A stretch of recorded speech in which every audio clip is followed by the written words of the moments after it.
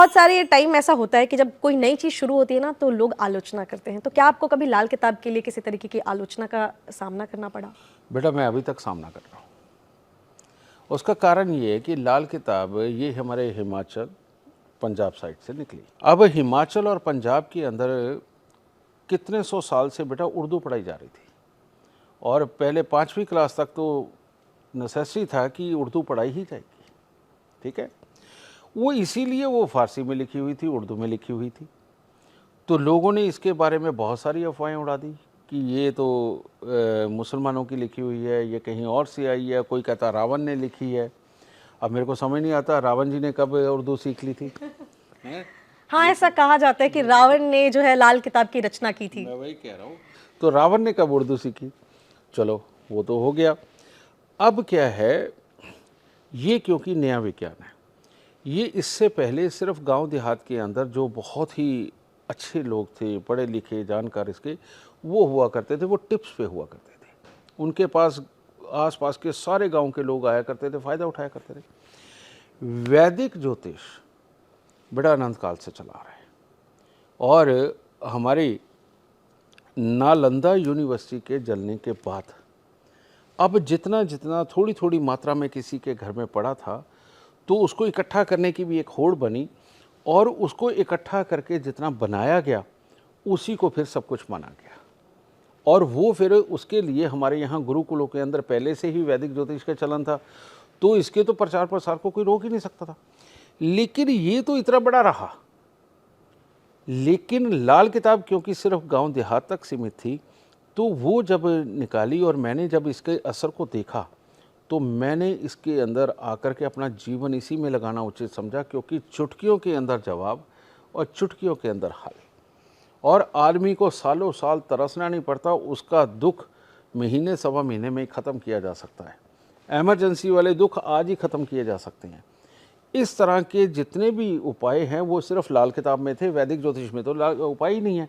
आज जितने भी वैदिक ज्योतिष वाले आचार्य हैं उनमें से मेरे को एक भी ला के दिखा दो जो वैदिक ज्योतिष का कोई उपाय देता हो।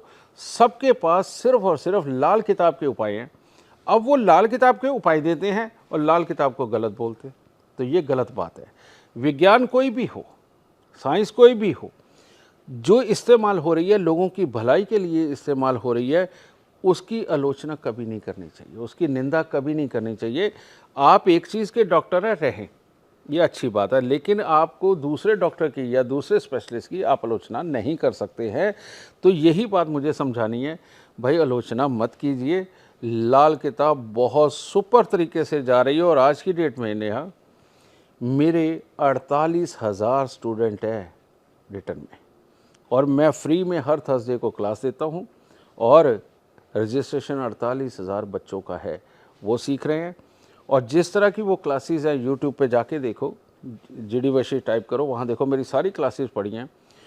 वो कितना टेक्निकल है, किस तरह से बहुत गहराई से एक प्रेडिक्शन निकालने के लिए क्या क्या फार्मूले इस्तेमाल किए जा रहे हैं। आप उसको देखोगे ना तो आपको पता चलेगा कि किसी डॉक्टरेट, किसी इंजीनियरिंग, इवन स्पेस इंजीनियरिंग कुछ भी हो, रॉकेट इंजीनियरिंग कुछ भी हो, उनसे कम नहीं है लाल किताब, उतनी ही गहराई रखती है। और ये साइंस एक ऐसी है, ये मैं इसको ऐसा कर चुका हूँ नेहा कि अब ये पूरे वर्ल्ड में तुम जहाँ कहीं भी किसी भी कंट्री में जाओगी ना, तुम्हें ये ज़रूर मिलेगा। ऐसा मैं काम कर चुका हूँ और यही मेरा मकसद था कि मैंने ज्योतिष को इतना बड़ा बनाना है कि सारी दुनिया इसकी छत के नीचे आने के लिए मजबूर हो जाए, और वो मैं अभी तक की अपनी ज़िंदगी में कंप्लीट कर चुका हूँ। बस अब इसे फैलाना है। और मुझे लगता है कि बहुत सारे लोग जो है अभी देखने के बाद, जैसे आपने जो, मैंने ये सवाल इसलिए पूछा, आलोचना की बात इसलिए पूछी क्योंकि मैं भी बहुत सारे लोगों को देखती हूँ जिनको लाल किताब को लेकर बहुत ज़्यादा, मतलब उनके दिमाग में एक नेगेटिव थॉट बन जाता है कि लाल किताब है तो कोई अजीब तरीके की रेमेडी होगी या टोटका होगा। तो जैसा कि गुरुदेव ने बताया कि आप लोग हमेशा जो ये सोचते हैं कि उसमें टोटका होता है, टोटका नहीं, वो प्योर साइंस है। मैं फिर से बता रही हूँ। चलो मैं इसका डिफरेंस अभी क्लियर कर देता हूँ। जब हमारे पास पहले वैद्य हुआ करते थे तब वैदिक ज्योतिष हुआ करता था। अब वैद्य जी के सामने जब डॉक्टर आए तो वैद्य जी ने कहा कि ये डॉक्टर क्या कर लेगा, लेकिन करते करते इसके अंदर क्योंकि रिसर्च हुई, नई मेडिसिन बनी, मशीनें बनी, तरीके नए बने, तो मेडिकल साइंस ऊपर आ गया, एलोपैथी ऊपर आ गई और टेस्टिंग मशीनें ऊपर आ गई। इसी प्रकार से वैदिक ज्योतिष और लाल किताब में यही डिफरेंस है। ये एक पूरी ऐसी 3-4 साल की स्टडी है लाल किताब की, कि जिसके अंदर 3-4 साल की स्टडी अगर ढंग से कर ली जाए ना, तो आदमी डॉक्टर बन सकता है और किसी भी चीज़ का जवाब और किसी भी चीज़ के इलाज करने में पूर्णतः सक्षम होता है। क्योंकि इलाज तो घर में पड़ी चीज़ों से करना है या साथ वाली दुकान से खरीद के उसकी चीज़ों से करना है, तो ये इसीलिए प्रैक्टिकल हो गई।